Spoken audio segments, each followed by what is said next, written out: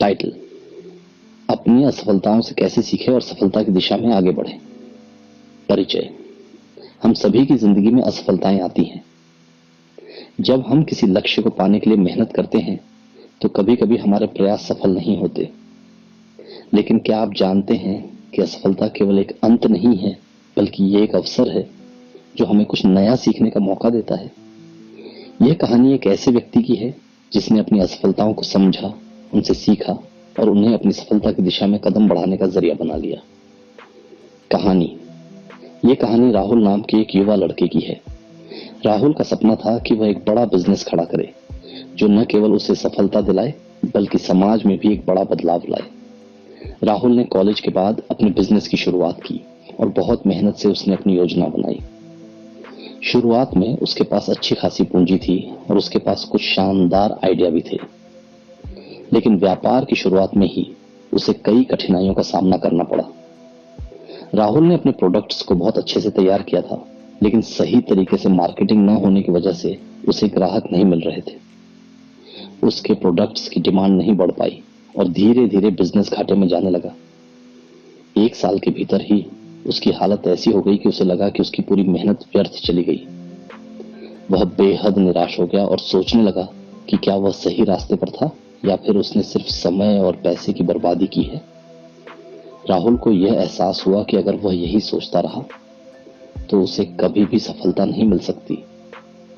वह अपनी असफलताओं को एक और कदम पीछे हटने के रूप में नहीं देखना चाहता था, बल्कि वह उन्हें अपनी सीख मानकर आगे बढ़ने की दिशा में प्रयोग करना चाहता था।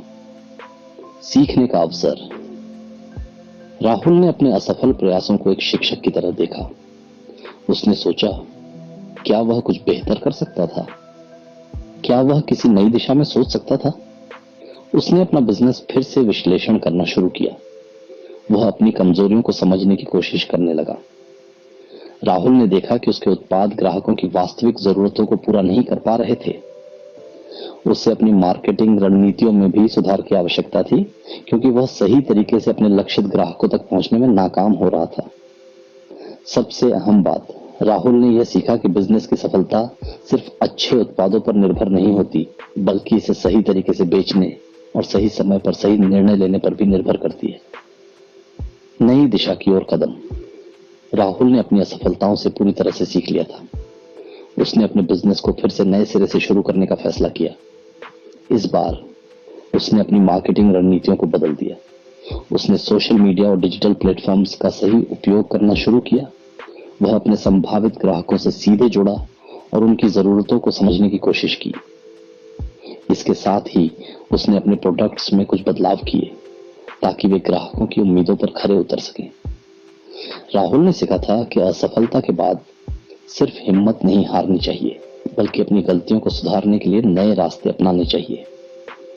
अब उसके बिजनेस में सुधार होने लगा। उसकी योजना में जो कमी थी वह अब दूर हो चुकी थी और धीरे धीरे ग्राहक उसके प्रोडक्ट्स की ओर आकर्षित होने लगे। सफलता की ओर बढ़ना: कुछ महीनों बाद राहुल का बिजनेस सही दिशा में बढ़ने लगा। उसे ग्राहकों से अच्छे प्रतिसाद मिले और उसकी बिक्री भी बढ़ने लगी। राहुल को यह समझ में आ गया था कि असफलता असल में सफलता की ओर एक कदम बढ़ने का तरीका है, बशर्ते हम उससे कुछ सीखें। उसकी असफलता ने उसे नए तरीके अपनाने की प्रेरणा दी और उसके बिजनेस को नई ऊंचाइयों तक पहुंचाया। निष्कर्ष: राहुल की कहानी हमें यह सिखाती है कि असफलता हमें रोकने के लिए नहीं, बल्कि हमें और बेहतर करने के लिए एक मौका देती है। असफलता केवल एक स्थिति है जिसमें हमें अपनी गलती को समझने और सुधारने का अवसर मिलता है। अगर हम असफलताओं से कुछ सीखते हैं और उन्हें अपनी ताकत बनाते हैं तो सफलता केवल एक कदम दूर होती है। इसलिए अगली बार जब आप किसी असफलता का सामना करें तो उसे नकारात्मक रूप में न देखें, उसे एक अवसर के रूप में देखें जो आपको आगे बढ़ने के लिए नया रास्ता दिखाएगा। असफलताओं से सीखकर हम अपनी जिंदगी में सफलता के नए द्वार खोल सकते हैं।